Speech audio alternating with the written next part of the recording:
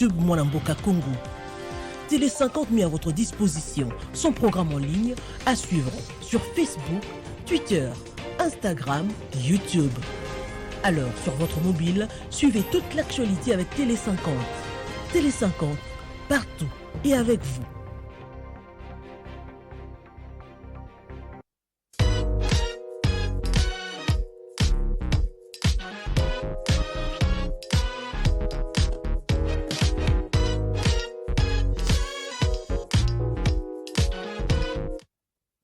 Mesdames et messieurs, nous sommes repartis cette fois-ci avec l'invité du matin. C'est notre invité qui va nous parler, décrypter l'actualité. Monsieur Panda.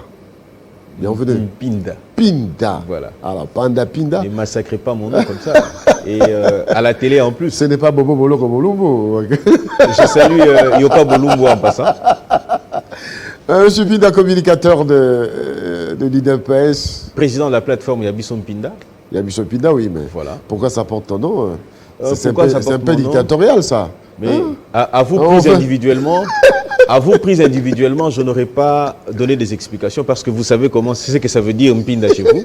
Mais aux autres, à ceux qui nous suivent, je dois leur dire ce que ça veut dire. Ouais. En fait, d'abord, c'est que nous sommes en tant que tels, c'est-à-dire qu'un cadre de réflexion et de l'action pour le développement de la République, ça c'est un fait. Et deuxièmement, Mpinda, ça veut dire tout simplement ici en République démocratique du Congo, chez vous, ça veut dire oiseau de bon augure. Et lorsque vous allez en Zimbabwe, ça veut dire pont. C'est-à-dire que nous voulons réfléchir pour mettre à la disposition de ceux qui ont la décision le moyen de l'action. Puisque nous avons des difficultés aujourd'hui, par exemple, si, puisque nous pouvons en parler, c'est de l'actualité, si on parle de COP 21, les gens vous disent que Joe Biden, Tshisekedi, 26 plutôt j'allais dire, Tshisekedi va s'y mettre dans le. C'est comme si c'est ce qui allait développer les pays. Mais nous devons réfléchir sur l'intérêt de la présence de la République démocratique du Congo et quelles doivent en être les retombées. En fait, nous disons, le développement de la République, c'est l'affaire de tout le monde. Ce n'est pas l'affaire d'un camp politique, ce n'est pas non plus l'affaire d'une tribu, mais c'est l'affaire de tout celui qui est congolais, de tout celui qui est intéressé par le développement de cette République. Oui, c'est le cas de le dire. Nous sommes donc dedans dans cette thématique. Comme 26, la présence du chef de l'État, ça n'arrive pas tous les jours. Il s'est déplacé pour prendre part à ces assises. Ça démontre l'importance qu'il accorde à la problématique du pollueur-payeur. Les grandes industries du monde, les grandes nations qui ont les industries semblent négliger cet aspect des choses. Et pourtant, nous, on doit observer les moratoires qui nous refusent de pouvoir exploiter nos forêts. Vous, en tant qu'intellectuel, comment avez-vous perçu la présence de Tshisekedi à ces assises? Alors, nous partons du principe qu'aujourd'hui, l'évolution du monde va avec le climat. C'est-à-dire qu'aujourd'hui, par exemple, au jour d'aujourd'hui, hier c'était l'Amazonie qui occupait la plus grande forêt du monde. Aujourd'hui, c'est la forêt équatoriale. Et la plus grande partie revient à la République démocratique du Congo. Et la République démocratique du Congo ne peut pas exploiter sa forêt. Ça, c'est déjà un problème. Alors, en contrepartie, nous devons recevoir quelque chose. Déjà, notre présence, la présence du président de la République à ces assises-là, c'est déjà 1,5 milliard de dollars qui doit revenir à la République démocratique du Congo. Potentiel, potentiel. Bon, écoute, il ne doit pas rentrer mes bredouilles, parce que là, il faut... ça, c'est ce qu'il dit. Donc, dès qu'il est là, il doit déjà. En fait, les mécanismes vont suivre. Mais au-delà de ça, puisque nous ne devons pas toujours exploiter notre forêt, puisque c'est le poumon mondial, alors, le président de la République a demandé à ce que l'on mette à notre disposition 44 milliards de dollars américains pour permettre de soutenir. Puisque vous savez... les populations, vous parlez de l'équateur ici, eh bien, les populations environnantes du forêt équatoriale ne vivent que de cette forêt-là. Soit ils coupent pour revendre, ou ils exploitent. Alors, en lieu et place, au lieu de continuer à les laisser évoluer telles quelles, il est souhaitable qu'on finance d'autres projets qui pourraient leur permettre de s'occuper. Alors, c'est la raison pour laquelle le président de la République a demandé à ce que les choses se passent ainsi. En fait, quand le président de la République sort du pays, puisque les gens le disent, qu'il va faire une promenade de santé, il va découvrir comment c'est l'Italie. Le président voyage trop. Il voyage trop. Mais il ne fait pas de promenade de santé. Il est rêvé de voyage ou quoi?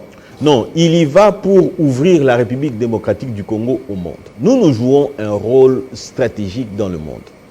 On doit nous entendre, on doit nous écouter, on doit savoir ce que nous avons. Il a effacé même le rôle de son ministre des Affaires étrangères. Non, il n'a pas effacé le rôle de son ministre des Affaires étrangères. Le ministre des Affaires étrangères est dans son rôle.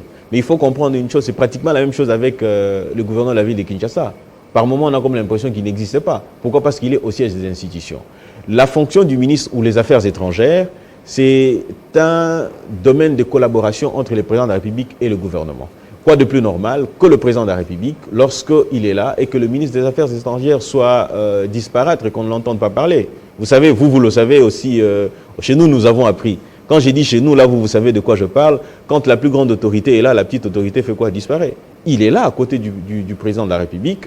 Il est là, il fait le travail qu'il doit faire. Et aussi, lorsqu'il doit se retrouver au COP26, écoutez, c'est le président de la République qui doit engager la République. Ça, c'est dans les répartitions, dans les attributions du président de la République et non pas le ministre des Affaires étrangères. Donc, allez-y comprendre que chacun est dans sa spécificité, chacun est dans ses attributions et chacun fait son travail comme il se doit. Alors, déjà, COP26, COP21, nous étions là, il y a eu des promesses qui ne sont pas tenues. Aujourd'hui, la présidente du chef de l'État, vous nous parlez de ces milliards qu'il doit ramener en RDC pour respecter ce principe pollueur-payeur. Mais on sait comment est-ce que les pays occidentaux, qui sont les plus grands pollueurs, fonctionnent. Ils vous promettent et ils ne donnent rien. C'est normal. C'est s'ils promettent et qu'ils ne font rien, mais nous devons faire pression. En relations internationales, ce ne sont pas des relations d'amitié. Moi, je l'ai toujours dit. Moi, personnellement, je n'attends pas grand-chose de l'extérieur pour le développement de la République. C'est comme aujourd'hui, par exemple, moi je vois que le président de la République a compris les jeux, c'est-à-dire qu'il va vers les autres, qu'il a la main tendue au nom de la République, au nom de la coopération internationale, pour éventuellement que ces derniers nous aident. Le problème chez nous, c'est quoi? C'est que nous sommes un pays extrêmement riche, j'aime bien dire potentiellement riche. Et nous avons besoin de l'argent pour transformer ces potentiels-là que nous avons, minéraux et tout ce qui va avec. La difficulté, c'est que les capitaux, on n'en a pas. Alors qu'est-ce que nous faisons dans un premier temps? Nous allons vers ceux qui en ont, nous leur proposons de collaboration, nous leur proposons des accords des accords gagnant-gagnant. Mais alors, lorsqu'ils ne bougent pas, parce que eux, dans leur préemption, ils ne vont pas bouger. Pourquoi? Parce qu'ils veulent nous maintenir dans cette situation ici, et ils en tirent gain de cause. Parce que lorsqu'ils viennent chez nous, ils nous achètent les minéraux au prix qu'ils nous imposent, ça ne nous permet pas de pouvoir réellement jouir de cet argent-là. Je vous prends un cas pratique. Nous avons un budget, le budget actuel est évalué à 10 milliards de dollars. Nous avons besoin de 10 milliards de dollars pour l'année 2022. Curieusement, lorsque vous allez vers les autres, ils vous proposent 1,5 milliard de dollars, par exemple. Et de ces 1,5 milliard de dollars, ils vous le divisent par 5. Ils vous disent 1,5 milliard de dollars, c'est dans 5 ans. Et si vous divisez par 5, c'est-à-dire que vous avez 3 millions de dollars par an. Ça nous pose un problème parce que nous avons des enseignants à payer, nous avons les militaires, nous avons les policiers, nous avons des écoles à construire, nous avons... fonctionnaires de l'État. Exactement. Si vous prenez tout ça, c'est-à-dire que ça sera absorbé et le problème ne sera pas résolu. Et ils s'en réjouissent parce qu'ils veulent nous maintenir dans cette situation. J'ai dit ici que le président de la République a compris. Quand il est vers les autres pour demander de l'argent, et de l'autre côté, nous sommes en train de mobiliser les recettes. Ce sont les recettes qui permettront à ce que nous puissions éventuellement subvenir à nos besoins. En quoi faisant? En finançant les projets de développement. Ce sont les projets de développement qui permettront à ce que nous puissions, exploiter l'argent ou financer éventuellement, se faire beaucoup plus d'argent pour répondre aux besoins primaires. Et vous allez vous rendre compte d'une chose. Moi, j'ai dit que ce n'est pas un fait du hasard. Et pendant que nous sommes en train de mobiliser de l'argent pour les orienter vers les projets de développement, vous avez curieusement la rivière Kasaï qui est polluée par une entreprise. Et pendant ces temps-là, vous devez sortir de l'argent. Et cet argent qui va être absorbé ne va pas être reproduit. C'est déjà un problème. Vous avez des incursions du Rwanda. C'est-à-dire qu'à un moment donné, lorsque le Rwanda arrive sur le sol congolais par des manières telles que nous le voyons tous ici, c'est déjà une déclaration de guerre. C'est-à-dire si vous allez en guerre, c'est de l'argent que vous allez injecter et cet argent ne va pas produire.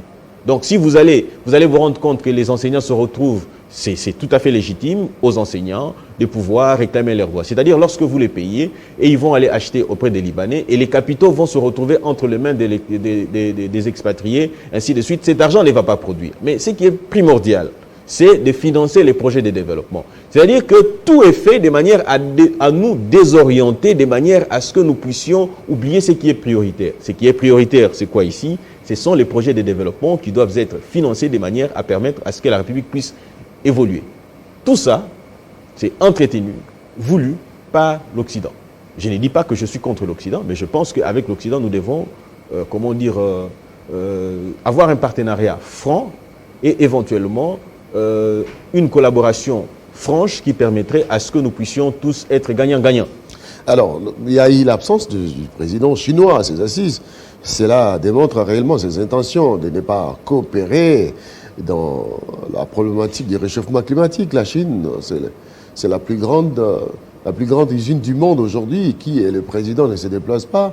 Tout est communication. Tout à fait. Tout est communication. Ça veut dire qu'aujourd'hui, la puissance économique mondiale, c'est la Chine. Qu'on le veuille ou pas du tout, mais c'est la Chine. D'ailleurs, je l'ai dit lorsque cette affaire de Covid-19 a commencé, la Chine avait emporté une guerre économique. En quoi faisant? Lorsqu'on a déclaré Wuhan comme zone, rouge, il y a eu baisse des prix des actions sur le marché. La Chine a fait quoi?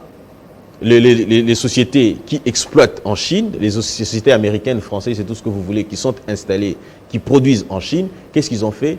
Ils ont vendu leurs actions au plus bas prix.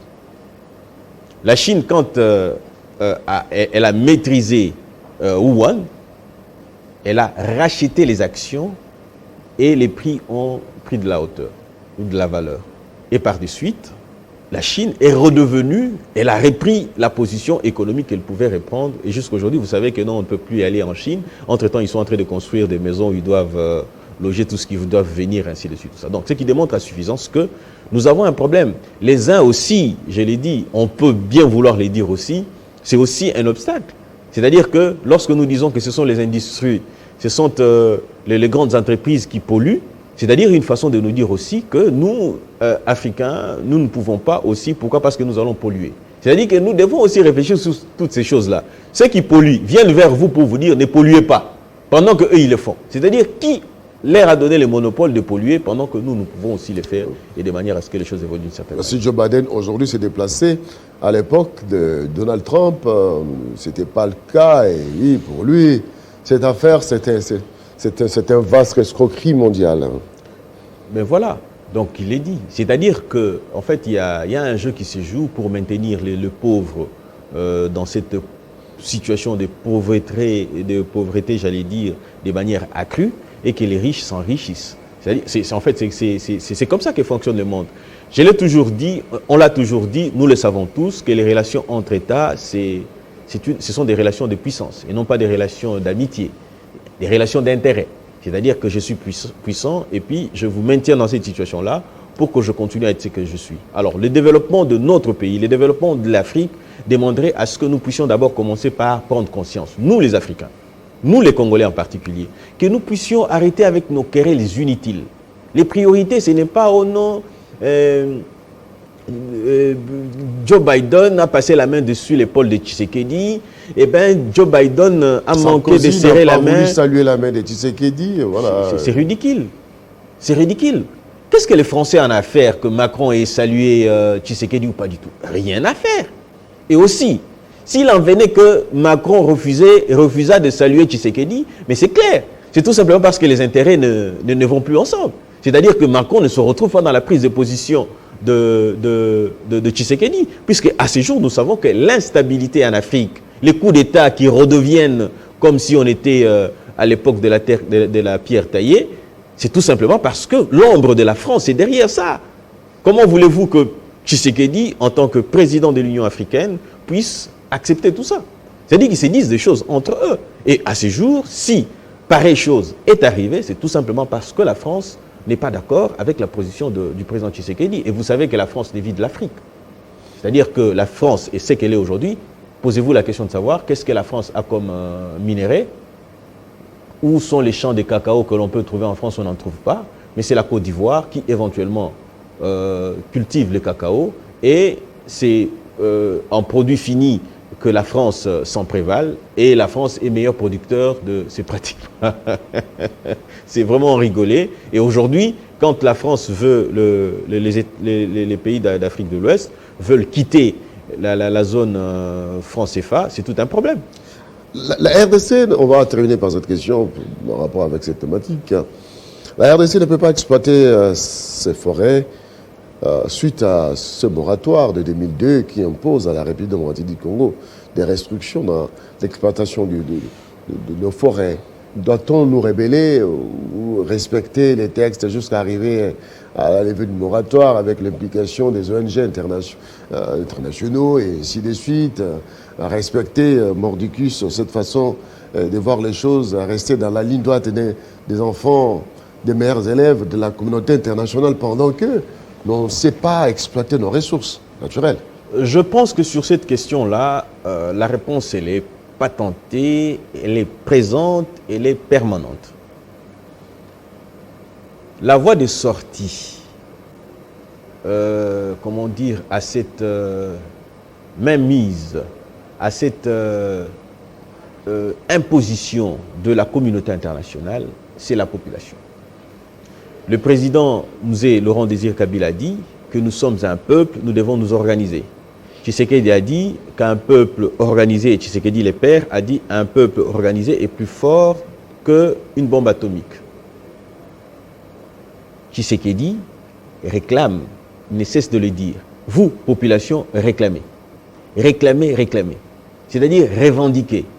Exigez vos droits. C'est-à-dire que nous devons donner, comment dire,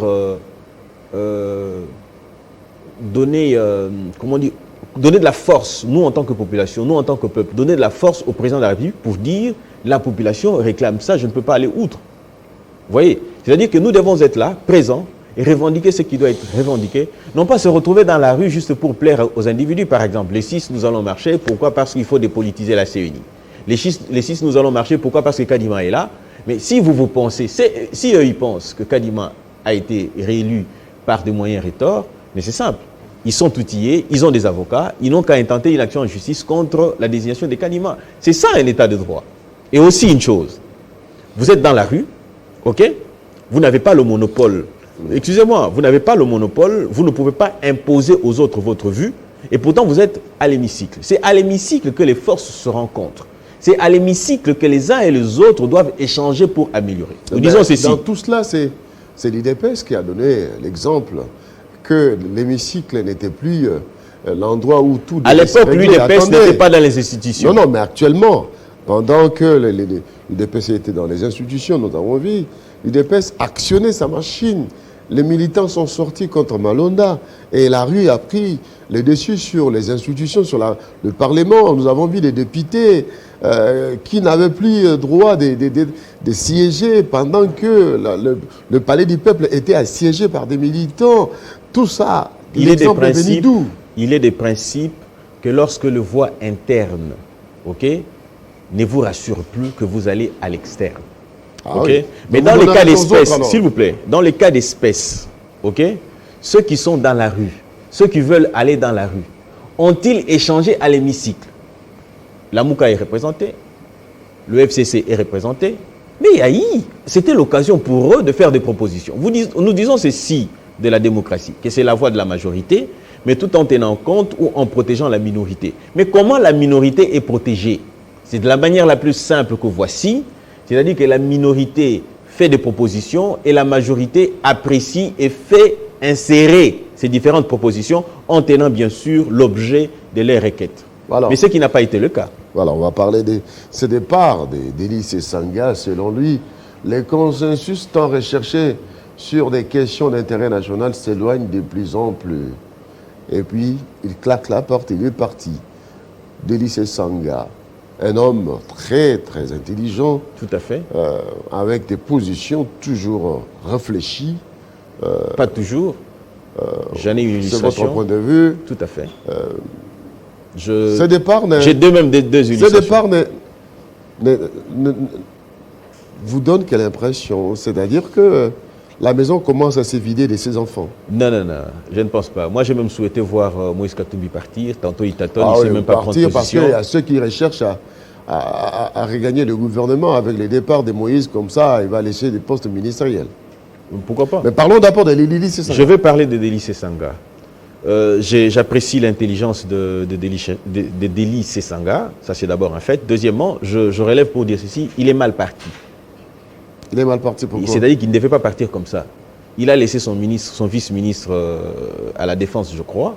Il devait quitter l'Union sacrée de la sorte. Je voudrais ici rappeler ce pourquoi les uns et les autres se retrouvent au sein de l'Union sacrée. Le président de la République a fait un appel. Il a dit, j'ai une vision et je pense que cette vision pour laquelle j'ai été élu, je voudrais qu'ensemble nous mettions l'intérêt supérieur de la nation ensemble pour que nous puissions arriver à matérialiser cette vision-là. Et curieusement, ceux qui viennent, ils vous disent, Délice Sesanga qui vous dit qu'il trouve que le consensus est disparate de plus en plus. Mais la question que nous devrions nous poser, de savoir, est-ce qu'il a été prévu ou il y a un texte qui dit qu'il faut exclusivement avoir le consensus? Quand vous n'avez pas de consensus, il faut aller au vote. Le consensus, vous savez d'ailleurs, n'appelle pas à l'unanimité.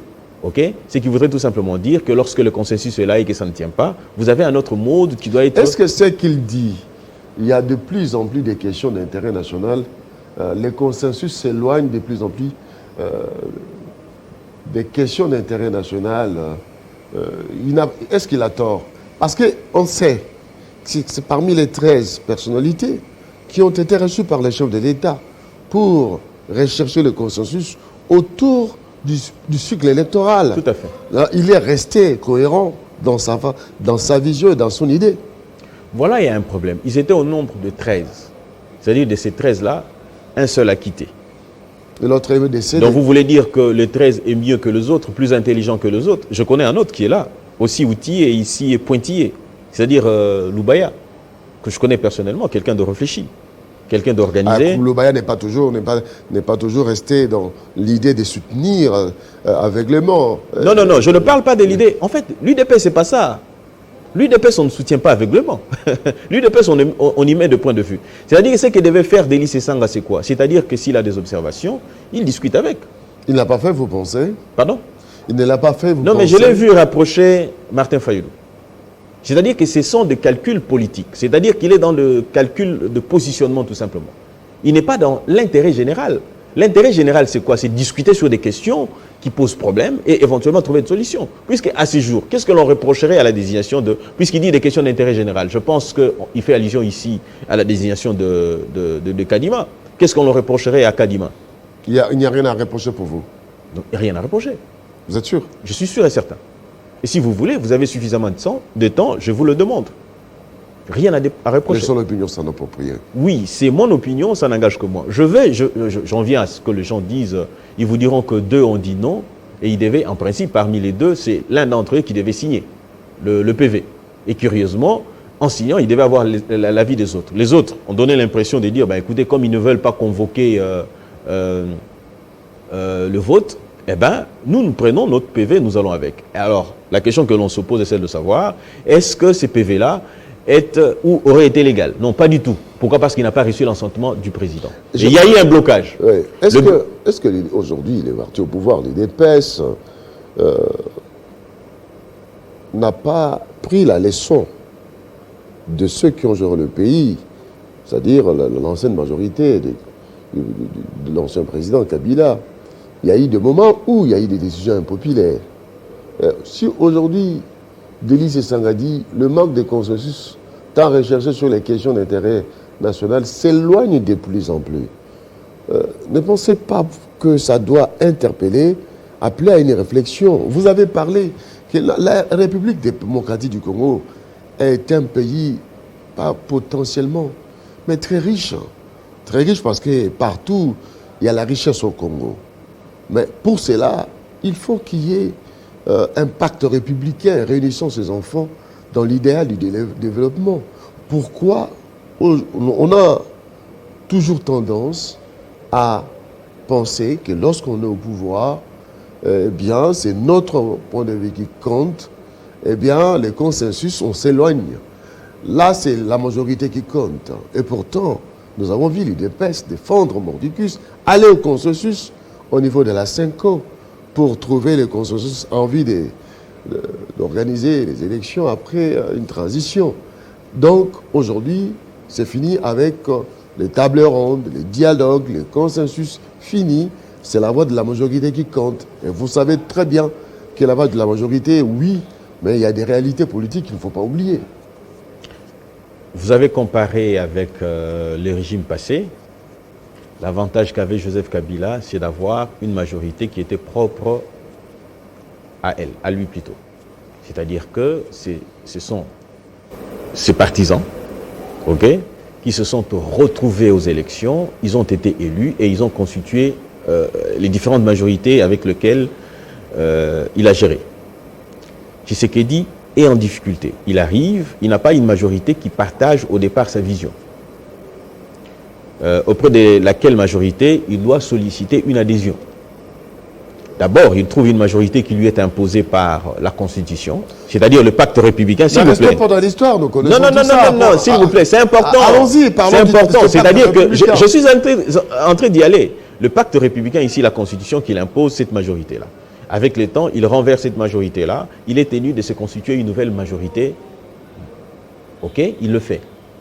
Mais il s'avère un problème. C'est-à-dire que nous ne partageons pas tous la même vision. Aujourd'hui, par exemple, vous voulez qu'on trouve un consensus sur, comment dire, la vice-présidence, par exemple, qui, selon Ensemble pour la République, qui doit lui revenir. Par exemple, on doit trouver le consensus comment, puisque la loi est claire.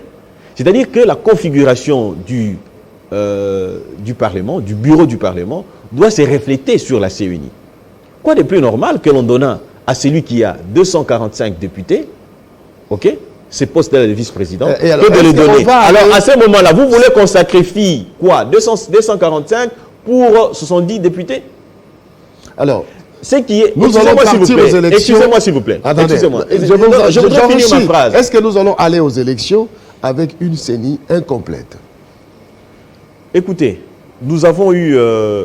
il faut qu'on se le dise. Hein, vous savez, le droit administratif règle des soucis d'administration. C'est-à-dire que je pense bien sûr, et je suis convaincu que le premier vice-président assumera l'intérim du deuxième vice-président, si seulement si l'opposition n'a pas daigné comment dire, se joindre aux autres pour éventuellement aller aux élections. Et la crédibilité dans tout ça, les Sphinx, paix à son âme, Etienne Tshisekedi Omulumba avait toujours dit, oui, ils peuvent manigancer les choses, mais la légitimité n'y est pas. Attendez un peu. La crise des c'est quoi la question de la légitimité? La légitimité. Parce que lorsqu'on organisa les élections sans avoir été au complet, est-ce que la Commission électorale nationale indépendante sera bien cotée dans l'opinion nationale et internationale, ou ça sera sujet à caution pour la contestation? Non, la communauté internationale a donné son avis. Il a dit qu'elle regrettait plutôt le manque de consensus. Mais qu'est-ce que vous voulez, ils font avec. C'est-à-dire qu'ils acceptent les choses telles quelles. Ça, c'est d'abord un. Deuxièmement, vous savez, il y a une chose. Il ne faut pas confondre par moment les dires du Sphinx. Les Sphinx n'avaient de maître que la loi. Les Sphinx n'avaient de réflexion, oui, le respect de la loi. Je vous suis. C'est-à-dire que la loi, pour qu'elle existe, elle est d'abord un acte légitime et elle devient légale. Okay? Parce qu'elle a été formalisée, on lui a donné une forme. Mais ici, le problème, c'est quoi? Que reprochons-nous à la désignation de Kadima, du point de vue de fait et de droit? Oui, Kadima aurait été surpris, il y aurait des audios. Vous avez déjà vu ces audios-là? Et pourtant, chez nous, nous avons pour habitude de dire « actori incubit probatio ». Il a été donné largement les temps, près de 3 mois, aux confessions religieuses de brandir les éléments de preuve qu'ils avaient entre eux. Lorsqu'ils se sont retrouvés une seconde fois entre eux, au lieu de brandir les preuves, l'excuse qu'ils ont pris, non, nous ne voulons pas des Kadima. Mais pourquoi vous ne voulez pas des Kadima? Pourquoi Etienne Tshisekedi n'a pas voulu des Nanga et des Malumalu? Pourquoi il n'a pas voulu des Nanga et des Malumalu? Oui. Et aussi, il faut qu'on se le dise, il a estimé que Nanga et Malumalu était, comment dire, proche du, même de Ngoï Mulunda. Mais c'est voilà ce qu'il y a. Alors, voilà ce qu'il y a. Non, voilà ce que j'ai dit. J'ai dit ceci, Tshisekedi avait par devers lui la loi, les lois de la République. Et ici, voilà ce que nous devions nous dire. Il n'en voulait pas, ok? C'était son point de vue. Mais lorsque les institutions en ont décidé ainsi et que Tshisekedi n'a pas brandi les différents éléments de preuve qui les poussaient à agir de la sorte, qu'est-ce que vous voulez à ce moment-là? Monsieur Pinda, merci. Vous pouvez me donner 30 secondes, s'il vous plaît? Je voudrais passer un message. Conclure. Ok, voilà. Je veux conclure pour dire ceci. Nous avons été, nous, du pouvoir judiciaire, c'est-à-dire que nous, partenaires du pouvoir judiciaire, nous sommes scandalisés par un comportement récemment ici de la police nationale. C'est-à-dire que nous avons vu les policiers, les éléments de la police routière, arracher les fanions des véhicules des magistrats. Chose qui ne peut pas se faire. Nous pensons que les policiers doivent comprendre qu'au-dessus d'eux, il y a un pouvoir judiciaire. D'ailleurs, la police n'appartient à aucun pouvoir. C'est un bras séquilier juste pour aider à faire exécuter les lois de la République. Au-delà de ça, je voudrais aussi faire une interpellation ici au ministre de l'économie. 6 mois sont passés. Il avait promis les poissons chinchard et nous ne voyons encore rien. C'est-à-dire qu'il avait fait une commande. Il a dit dans 4 ou 6 semaines, nous devrions les avoir. Jusqu'ici, il n'y a rien. Et je pense que le Parlement, à l'hémicycle, doivent interpeller les ministres pour qu'ils rendent compte. Il a fait des promesses à la population. Et tout ça, nous voulons savoir, nous voulons voir clair sur ce qui se passe là. Merci beaucoup, Monsieur Pinda, Richard, d'avoir accepté l'invitation ce matin. Merci d'avoir accepté l'invitation ce matin d'être avec nous sur ce plateau. Merci à vous de nous avoir invités. Nous sommes seulement curieux de savoir que les invitations sont devenues rares sur Télé 50. Nous ne savons pas si nous dérangeons. Mais vous êtes là. J'ai fait un coucou à Jean-Marie Kassamba. Vous êtes là. Oui, j'ai eu vent de ce qu'il avait fait lorsqu'il a récemment ici, comment dire, cité les révélations en politique, ainsi de suite, tout ça. Semblerait-il qu'il avait cité aussi mon nom. Je m'en réjouis de cela et puis je les salue en passant. Voilà. Merci beaucoup. Allez, c'est donc la fin des 50 bonjours. Mesdames et messieurs, on se retrouve demain avec le même plaisir. Pendant ce temps, restez sur votre chaîne. Au revoir.